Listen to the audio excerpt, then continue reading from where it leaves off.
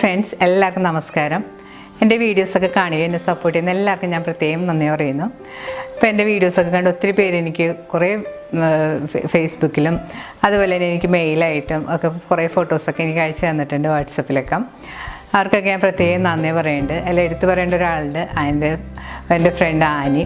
അതുപോലെ കുറേ പേര് എനിക്ക് അതുപോലെ ഫോട്ടോസൊക്കെ അയച്ചു തന്നിട്ടുണ്ട്. അപ്പം എല്ലാവർക്കും ഞാൻ പ്രത്യേകം നന്ദി പറയുന്നുണ്ട്. പിന്നെ എന്നോടൊരാൾ എൻ്റെ ഒരു യൂട്യൂബ് ഫ്രണ്ടാണ്, എൻ്റെ സബ്സ്ക്രൈബറാണ്, എനിക്ക് സ്ഥിരമായിട്ട് കമൻ്റൊക്കെ ഇടുന്ന ഒരാളാണ്. ശ്രേയ എന്ന് പറഞ്ഞൊരു കുട്ടിയാണ്. അവൾക്ക് ഒരു ചെറിയ യൂട്യൂബറാണ്, ഒരു കവിയത്രിയും അതുപോലെ തന്നെ ഒരു പാട്ടുകാരിയൊക്കെയാണ്. അപ്പോൾ എന്നോട് ചേച്ചി ഇൻട്രോയിലൊരു ഹായ് പറയണമെന്ന് പറഞ്ഞിട്ടുണ്ട്. അപ്പോൾ അവൾക്ക് ഞാനൊരു ഹായ് പറഞ്ഞിട്ടുണ്ട്. അപ്പം ഇന്നത്തെ നമ്മുടെ റെസിപ്പി എന്ന് പറഞ്ഞാൽ ഒരു വളരെ സിമ്പിളായിട്ട് നമ്മൾ ഇൻസ്റ്റൻ്റായിട്ട് ചെയ്തെടുക്കാൻ പറ്റുന്ന ഒരു റവ അപ്പത്തിൻ്റെ റെസിപ്പിയാണ്. വളരെ ഈസി ആയിട്ട് നമുക്ക് പെട്ടെന്ന് ചെയ്തെടുക്കാൻ പറ്റുന്നതാണ്. ഒരു 10-15 മിനിറ്റ് കൊണ്ട് നമുക്ക് ചെയ്തെടുക്കാൻ പറ്റുന്ന റെസിപ്പിയാണ്. നമുക്കിപ്പോൾ ബ്രേക്ക്ഫാസ്റ്റിനോ ഡിന്നറിനോ പെട്ടെന്നൊരു ഗസ്റ്റൊക്കെ വരുമ്പോഴൊക്കെ നമുക്ക് ചെയ്തെടുക്കാൻ പറ്റുന്നതാണ്. അപ്പം നിങ്ങളിത് ട്രൈ ചെയ്ത് നോക്കിയിട്ട് നിങ്ങളുടെ അഭിപ്രായം കമൻറ്റ് ബോക്സിൽ മറക്കരുത്. നിങ്ങളുടെ ഫ്രണ്ട്സായിട്ടൊക്കെ ഷെയർ ചെയ്യുക. അപ്പം നമുക്ക് ഈ അപ്പം ഉണ്ടാക്കാൻ തുടങ്ങാം.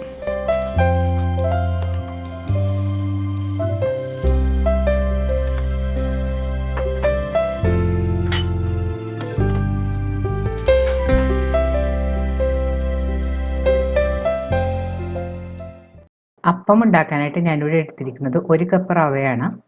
അത് മിക്സിയുടെ ഒരു വലിയ ജാറിലേക്ക് ഇട്ട് കൊടുക്കാം. ഞാനിവിടെ എടുത്തിരിക്കുന്നത് 250 ml കപ്പിന് 1 കപ്പ് റവയാണ്. 2 പേർക്കുള്ള അപ്പത്തിനുള്ള റവയാണ് ഞാനിവിടെ എടുത്തിരിക്കുന്നത്. നിങ്ങൾക്ക് അപ്പം കൂടുതൽ വേണമെങ്കിൽ ഇൻഗ്രീഡിയൻസിൻ്റെ മെഷർമെൻറ്റ് കൂട്ടിയെടുക്കാൻ ശ്രദ്ധിക്കുക. ഇനി ഇതിലേക്ക് 2 ടേബിൾ സ്പൂൺ മൈദയും കൂടെ ചേർത്ത് കൊടുക്കണം.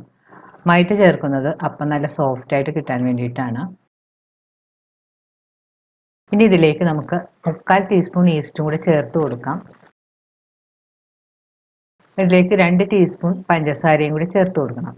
ഇതിലേക്ക് 1.5 കപ്പ് ചെറിയ ചൂടുള്ള വെള്ളവും കൂടി ചേർത്ത് കൊടുക്കണം. വെള്ളം ചേർക്കുമ്പോൾ ശ്രദ്ധിക്കേണ്ടത് കൂടുതൽ ചൂടുള്ള വെള്ളമൊന്നും ചേർത്ത് കൊടുക്കരുത്. നമ്മൾ കൈകൊണ്ട് തൊട്ട് നോക്കും, ചെറിയൊരു ചൂട് മതി. ഇനി സ്പൂൺ കൊണ്ടൊന്ന് നന്നായിട്ട് മിക്സ് ചെയ്ത് കൊടുക്കാം.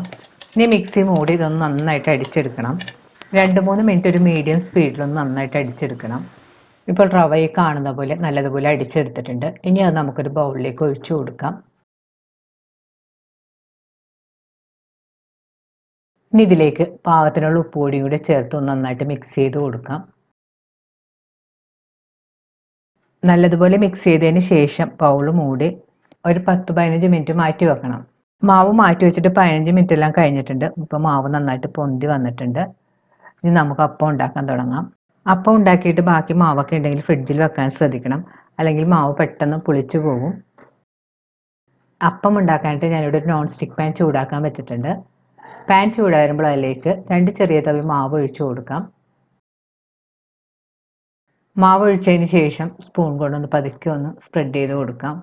കൂടുതൽ നേർമയിലൊന്നും പരത്തേണ്ട ആവശ്യമില്ല. അപ്പമായതുകൊണ്ട് കുറച്ച് കട്ടിയിലിരിക്കുന്നതാണ് എപ്പോഴും നല്ലത്. മാവ് ഒഴിച്ചതിന് ശേഷം സ്റ്റവ് ഒരു മീഡിയം ഫ്ലെയിമിൽ വെച്ച് കുക്ക് ചെയ്യണം.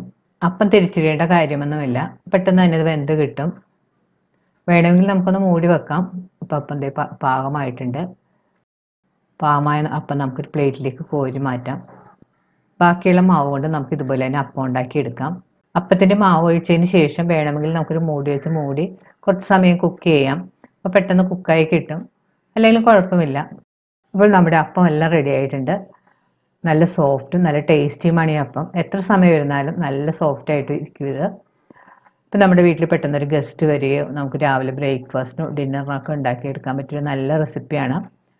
നിങ്ങളിത് ട്രൈ ചെയ്ത് നോക്കുക. നമുക്ക് ഏതുതരം കറിയുടെ കൂടെയോ അല്ലെങ്കിൽ തേങ്ങാപ്പാൽ ചേർത്തോ വേണമെങ്കിലും കഴിക്കാവുന്നതാണ്. ട്രൈ ചെയ്ത് നോക്കിയിട്ട് നിങ്ങളുടെ അഭിപ്രായം കമൻറ്റ് ബോക്സിൽ മറക്കരുത്. വീണ്ടും ഇതുപോലെ നല്ല റെസിപ്പി ആയിട്ട് നമുക്ക് കാണാം. താങ്ക്